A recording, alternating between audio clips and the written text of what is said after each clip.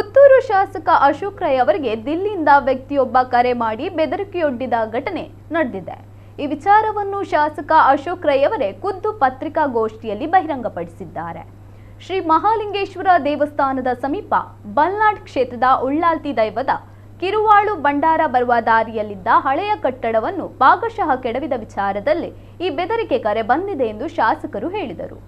ಮೊದಲು ವಾಟ್ಸಪ್ ಮೂಲಕ ಮೆಸೇಜ್ ಹಾಕಿ ಬೆದರಿಕೆಯೊಡ್ಡಿದ್ದ ವ್ಯಕ್ತಿ ಬಳಿಕ ಕರೆ ಮಾಡಿ ಹಿಂದಿ ಭಾಷೆಯಲ್ಲಿ ಮಾತನಾಡಿದ್ದಾನೆ.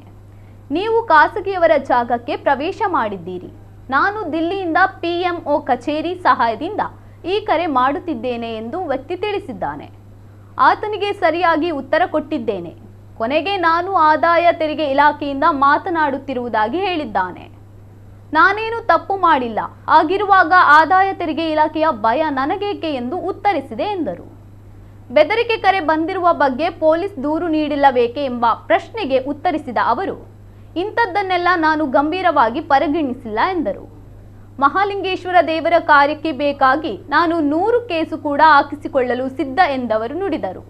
ಡೆಲ್ಲಿಯಿಂದ ಬೆದರಿಕೆ ಕರೆ ನನಗೆ ಕೂಡ ಬಂದಿತ್ತು.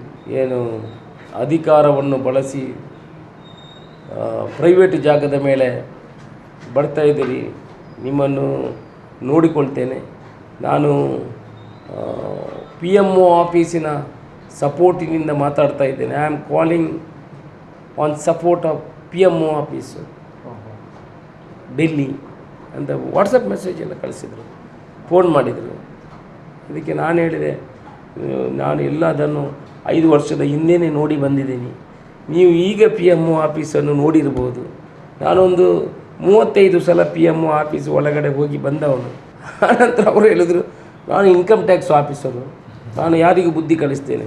ನಾನು ಹೇಳಿದೆ, ನೀನು ಇನ್ಕಮ್ ಟ್ಯಾಕ್ಸ್ ಆಫೀಸರ್ ಆದರೆ ನಾನು ಒಂದು 16 ಜನರನ್ನು ED ಮಾಡಿದ್ದೇನೆ. ಆದರೆ ನಾವು ಹೇಳಿ ತಪ್ಪು ಮಾಡಿಲ್ಲ, ನಾವು ಹೇಳಿ ತೊಂದರೆ ಯಾರಿಗೂ ಅವರ ಜಾಗದ ಇಂಟ್ರೆಸ್ಟ್ ನಮಗಿಲ್ಲ. ನಾನು ನಿಮ್ಮನ್ನು ನೋಡಿಕೊಳ್ತೇನೆ, ನನಗೆ ಗೊತ್ತಿದೆ ಅಂತ ಹೇಳಿದ.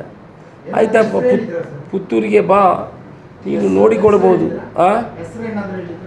ಹೆಸರು ಹೇಳಿಲ್ಲ, ನಂಬರೆಲ್ಲ ಇದೆ ನನ್ನ. ಅವರ ಮೇಲೆ ಕಂಪ್ಲೇಂಟ್ ಮಾಡಿದ್ದೀರಾ? ಎಲ್ಲ ಚಿಲ್ಲರೆ ಕಂಪ್ಲೇಂಟ್, ನಾವು ಅದಕ್ಕೆಲ್ಲ ಎದುವರೆಲ್ಲ. ಅಲ್ಲ, ಬೆದರಿಕೆ ಕರೆ ಬಂದಾಗ ಬೆದರಿಕೆ ಕರೆಗಳು ಎಷ್ಟು ಬರ್ತದೆ, ಅಂಥ ವಿಡಿಯೋ ಕಾಲ್ಗಳು ಎಷ್ಟು ಬರ್ತದೆ. ನನ್ನನ್ನು ಹೇಗಾದರೂ ಹಿಡಿಬೇಕು ಅಂತ ಕಾಯುವವರು ಎಷ್ಟು ಜನ ಇದ್ದಾರೆ ಗೊತ್ತು. ರಾತ್ರಿ 11 ಗಂಟೆ ಆಗಲಿಕ್ಕೆ ಪುರ್ಸೋತಿಲ್ಲ, ವಿಡಿಯೋ ಕಾಲ್ ಬರುವುದ್ರ